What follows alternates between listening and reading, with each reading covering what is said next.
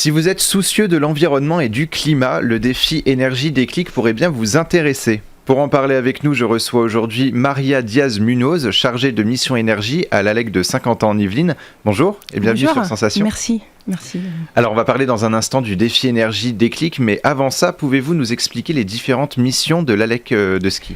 Oui, alors l'ALEC, Agence locale de l'énergie et du climat de Saint-Quentin en Yvelines, c'est le référent local pour toutes les questions en lien avec la lutte contre le changement climatique, économie d'énergie. On intervient au centre et sud des Yvelines.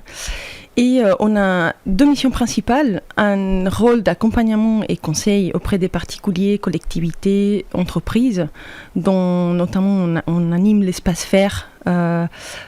C'est un programme national pour conseiller les particuliers qui souhaitent faire des travaux de rénovation énergétique. On va leur donner des conseils techniques et financiers.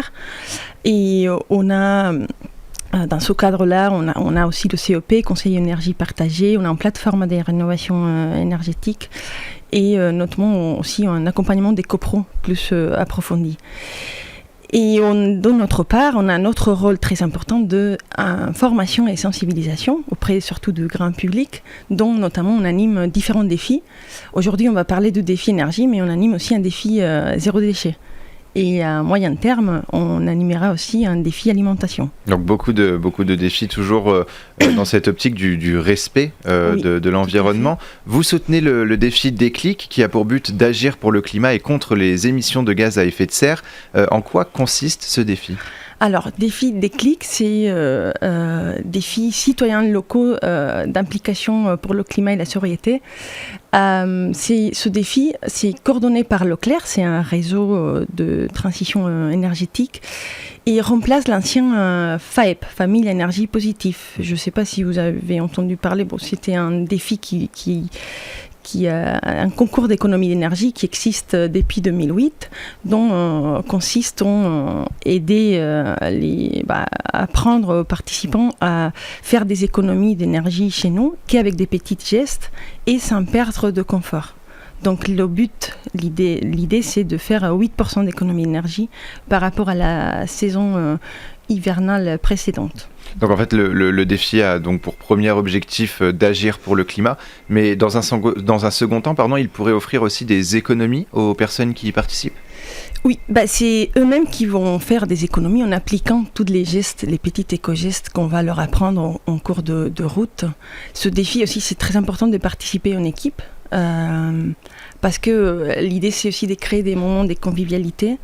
Chaque équipe, il y aura un référent, une personne, un capitaine, un référent, qui va être formé par l'ALEC, par nous, et qui va ensuite être capable de former ses coéquipiers et leur motiver aussi, leur expliquer toutes les astuces qu'ils ont appris avec nous. Alors, Déclic accompagne aussi les participants et propose des ateliers et des formations, des conseils et des moments d'échange. C'est essentiel de mettre en place justement cet échange avec les participants ? Tout à fait, oui. C'est la façon d'arriver plus facilement vers eux. Aussi d'échanger. Ça, c'est très important parce que parfois, on peut déjà appliquer des gestes qu'on ne sait pas, qu'on ne connaît pas. Donc, avec l'échange d'autres personnes, on peut se dire je fais ça depuis longtemps. Et l'autre personne, elle va se dire c'est super, je veux l'appliquer. Je pense que c'est important aussi d'avoir un retour des participants. Parce que on peut dire bien, il faut chauffer à 19, mais peut-être que les gens, s'ils voient pas que d'autres personnes le fait, ils le croient pas. Bon. Alors pourquoi l'ALEC soutient et accompagne justement les citoyens dans ce défi ? C'était important pour l'ALEC de les soutenir ? Tout à fait. Comme j'ai dit au début, c'est une de nos missions principales, c'est la sensibilisation et information auprès des particuliers. Et comme j'ai dit également, on est là pour agir et lutter contre le changement climatique. Donc, c'est d'une façon... en fait, on considère que à notre petite échelle, Et en étant nombreux, on peut lutter contre ce changement climatique. Est-ce que vous avez, vous avez vu un changement au niveau des comportements des citoyens? Est-ce qu'ils sont un peu plus tournés justement vers cette économie d'énergie, vers le climat et vers l'environnement? Vous voulez dire depuis que le défi existe voilà. Alors ça c'est moi ça fait pas longtemps que j'anime ce défi. Je pense que oui, que les gens ils commencent à être de plus en plus sensibilisés. Le difficile c'est toujours d'arriver aux gens qui sont pas du tout sensibilisés. Ça c'est toujours notre objectif. Je pense que ce sera l'idéal d'arriver chez les gens qui le sont pas.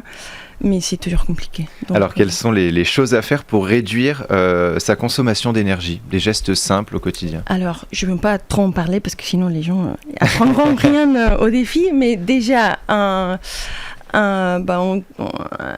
chose qu'on n'y pense pas très souvent, mais c'est l'éveil. L'éveil chez nous représente... En fait, on a de plus en plus d'appareils électroniques. Et on a entre 15 et 50 appareils en veille chez nous, sans le savoir. Tous les appareils qui ont des petites lumières rouges, ça c'est des appareils qui consomment. Les chargeurs de téléphone, chargeurs de portable, des ordinateurs, tout ça, ça consomme. Donc, faire attention aux veilles, les chasser, ça peut nous permettre de faire environ 10% d'économie d'énergie, c'est environ 70 € par an sur la facture. C'est énorme. Oui. et un conseil pour réduire sa consommation d'eau? Alors pour l'eau, il y a un geste très simple à faire et qui va perdurer. C'est pas une fois on l'a installé et on n'y pense plus. C'est d'installer un petit mousseur qui va réduire le débit de l'eau du robinet.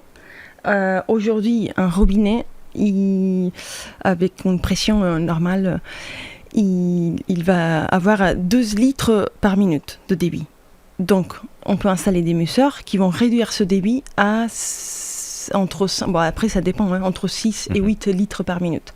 Et toujours dans cette optique aussi de faire des économies sur les factures, mais aussi de faire attention à l'environnement, parce que c'est quelque chose qui devient de plus en plus important. Ouais. On a des objectifs pour 2050 notamment.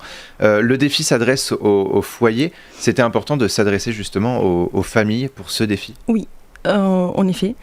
Il faut savoir qu'un ménage français consacre environ 9% de son budget annuel pour les factures d'énergie, dont 52% correspond au logement. Ça peut sembler peu, mais ça correspond à environ 2 900 € par an, qui est pour chauffer, allumer, ventiler, pour l'eau. Voilà, c'est quand même énorme, 2 900 € par an. Et à savoir qu'avec le défi, il y a, après les éditions passées, il y a une moyenne, on dit que on demande 8% d'économie d'énergie, ça correspond à environ 200 € par an. D'accord. D'économie. Environ. Donc c'est déjà, c'est déjà pas bien, mal. Ouais. Après, vous l'avez dit, vous êtes là depuis peu. On voit dans la société que les économies d'énergie et surtout l'environnement, le bien-être de l'environnement prend une place de plus en plus importante. Par rapport à il y a 20 ans, vous considérez que la société justement prend conscience de ces enjeux liés à l'environnement? Je pense que oui, de plus en plus, on